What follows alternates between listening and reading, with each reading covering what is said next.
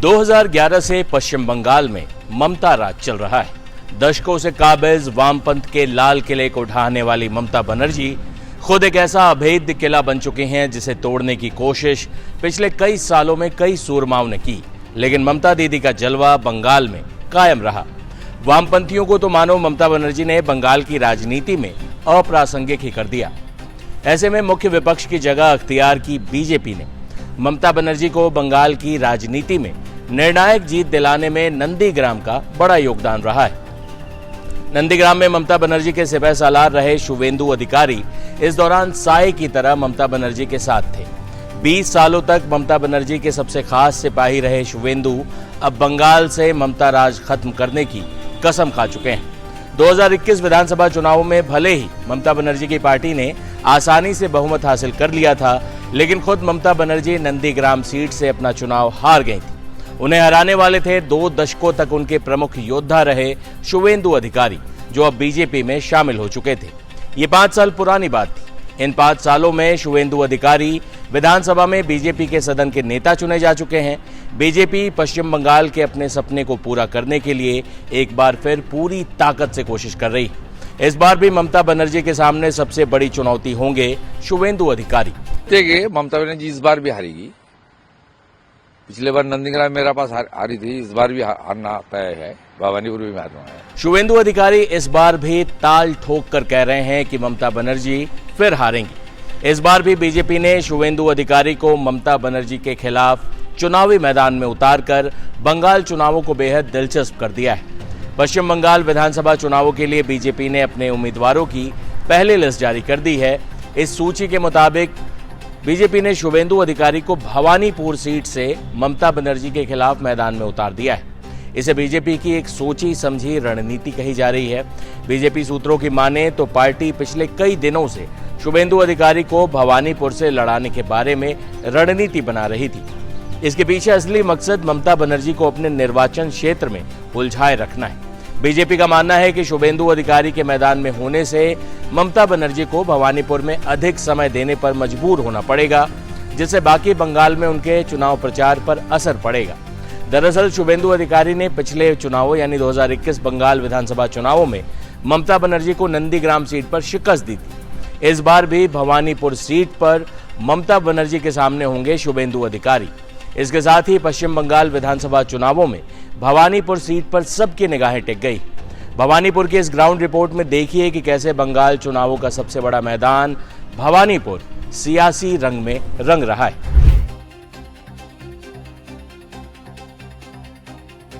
पूर्व केंद्रीय मंत्री शिशिर अधिकारी के बेटे शुभेंदु अधिकारी के लिए बीजेपी तीसरी पार्टी। वो 1995 से 2000 तक कांग्रेस में थे। उसके बाद लगभग 20 सालों तक ममता बनर्जी के सबसे खास सिपह सालार बनकर रहे। 2020 में बीजेपी ज्वाइन करने के बाद ममता बनर्जी के सबसे बड़े राजनीतिक प्रतिद्वंदी बनकर उभरे शुभेंदु अधिकारी। 2021 के विधानसभा चुनावों में नंदीग्राम से ममता बनर्जी को लगभग 2000 वोटों से इन्होंने हराकर तहलका मचा दिया था। बीजेपी ने सदन में विपक्ष का नेता भी शुभेंदु अधिकारी को बनाया हुआ है। ममता बनर्जी के लिए भवानीपुर वैसे तो हमेशा एक आसान सीट रही, लेकिन शुभेंदु अधिकारी के आने के बाद से अब भवानीपुर बंगाल चुनावों की सबसे हाई प्रोफाइल सीट बन चुकी। पिछली हार के बाद ममता बनर्जी भी शुभेंदु अधिकारी को हल्के में लेने की गलती कतई नहीं करेंगी। बता दें कि बंगाल में चुनावों से पहले ही बवाल जारी है। एसआईआर के खिलाफ ममता बनर्जी ने मोर्चा खोला हुआ है। वहीं मुख्य चुनाव आयुक्त को भी टीएमसी लगातार काले झंडे दिखा रही है, विरोध कर रही है। शुभेंदु अधिकारी इन मुद्दों पर भी ममता बनर्जी पर लगातार जुबानी हमले कर रहे हैं। ये बांग्लादेशी मुसलमान घुसपैठिया को संरक्षण देने के लिए ममता बनर्जी को जो धरना ड्रामा चल रहा है, उसका तहत ये सब हो रहा है। ये कोई नया बात नहीं है। जो कॉन्स्टिट्यूशनल हेड है, जो कॉन्स्टिट्यूशनल बॉडी है, उनके खिलाफ इस तरीके से हरकत पश्चिम बंगाल में नया नहीं है। 2 दिन पहले महामहिम राष्ट्रपति जी का साथ जिस तरीके से व्यवहार पश्चिम बंगाल की सरकार ने की, पुलिस ने की, लोकल एडमिनिस्ट्रेशन ने की, वो उसको निंदा करने का कोई भाषा हमारे पास नहीं है। बता रहे हैं मुख्यमंत्री आज जो धरना पे खत्म करेंगे, वहाँ बार बार कह रही हैं कि जो राज्यपाल आएंगे अब RN रवि, वो कैडर है बीजेपी के। वो नया राज्यपाल को मुझे पता नहीं है कैडर है कि नहीं है, लेकिन वो बहुत ईमानदार आईपीएस ऑफिसर था, आईबी में काम किया, एक राष्ट्रभक्त नागरिक है। और उन्होंने आने का बाद ममता बनर्जी को कॉन्स्टिट्यूशन का जो संविधान है उनका एबीसीडी सिखाने का काम जरूर करेंगे। वही शुभेंदु अधिकारी को मुख्यमंत्री ममता बनर्जी के खिलाफ चुनावी मैदान में उतारने के बीजेपी के फैसले पर बाकी नेताओं ने भी इसे एक मास्टर स्ट्रोक बताया। सुनिए रालोद के नेता मलूक नागर इस पर क्या कह रहे हैं। शुभेंदु अधिकारी एक बढ़िया लीडर हैं, पश्चिम बंगाल के भी और देश के भी। जनहित के मुद्दे हमेशा वो पश्चिम बंगाल में उठाते रहते हैं, संघर्षशील है, जूझते रहते हैं।